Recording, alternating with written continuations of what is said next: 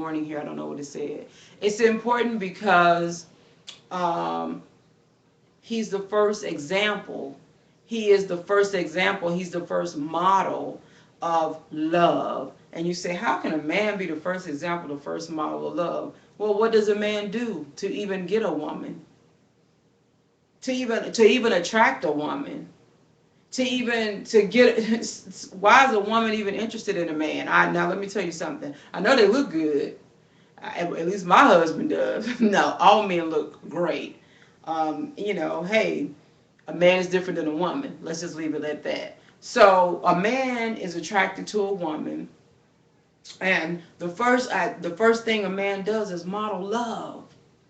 Okay, he models care, he models concern, he models affection, right? Because he pursues that woman. He goes on that chase. So the first thing that a father is a model of love.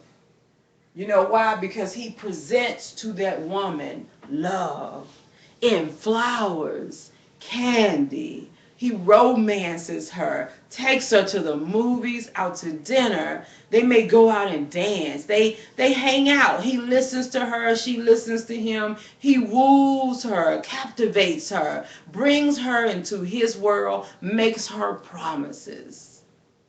He tells her, look, I'm going to take care of you. I love you. He whispers in her ear, kisses her on her neck. And so, and then all of that love, all of that exuding of love, sharing of love, all of that turns into and is a relationship. So here you have a model of love, a model of a relationship and how relationships should go. You have all of this abundance of love. That abundance of love causes or should move us into a position of connectivity where we no longer want to be two individuals, but we want to become one.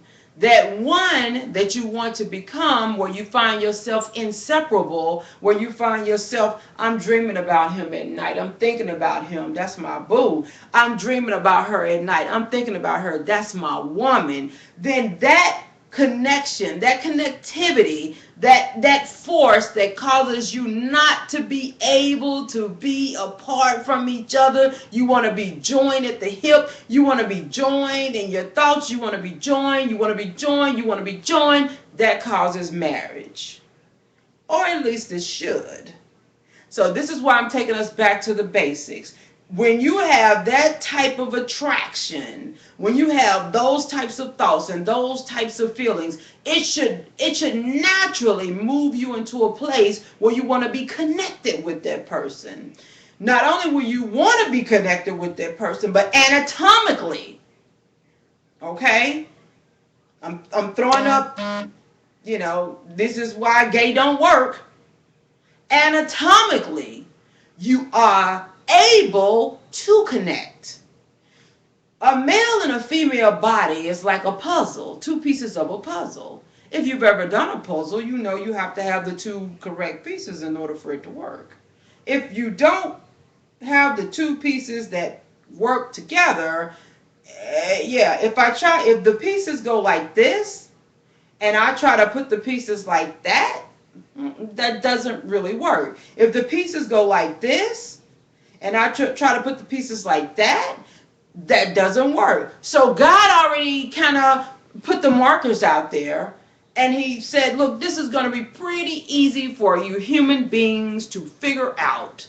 It's no big dilemma, that Jake and Steve aren't partners. I mean, they can be partners, but they don't fit. Okay? I know you can always find a parking space if you're looking for a parking space.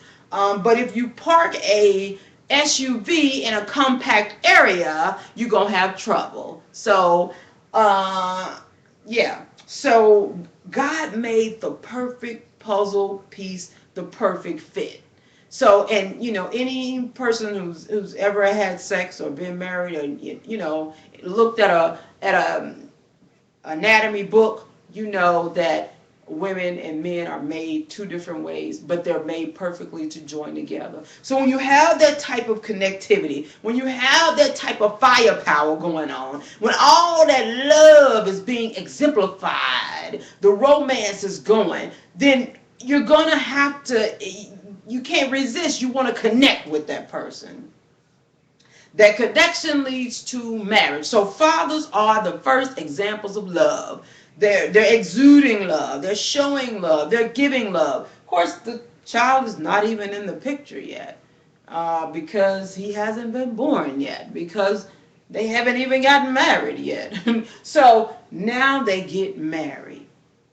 So now, who is this man? Well, now he has become potential father. You know, he's a lover, he's a friend, he's a provider, he's her covering. A lady who lives by herself, she may get raped, somebody may break into her house, all of those things. But a man in the home provides protection, okay? In a lot of different areas. I would rather my husband go buy my tires than me go buy my tires. They might be able to sell me some $800 tires. And my husband is like, look, tread is tread. This is a low grade tire. This is a mid grade tire. This is a fantastic tire. So what I want, what I can afford right now is mid grade. So I'm not going to pay $800 for a mid grade. I want to pay $500 for a set of tires for my wife's car. Well, a woman could go in there and they may be able to convince you somehow that that tire is super better and that the 40,000 miles this one's going to get for $800 is better than the 40,000 miles this one's going to get for $500. So they do provide protection. So, and that means a lot. So they provide protection. They're your lover. They're your friend. They just offer a lot. They're your providers. And like I said, they're their first example of love. And so the mother and the father, they get together. He's a lover, he's a provider, he's all of that. And then they have a child. So now the mother and the father are examples of love.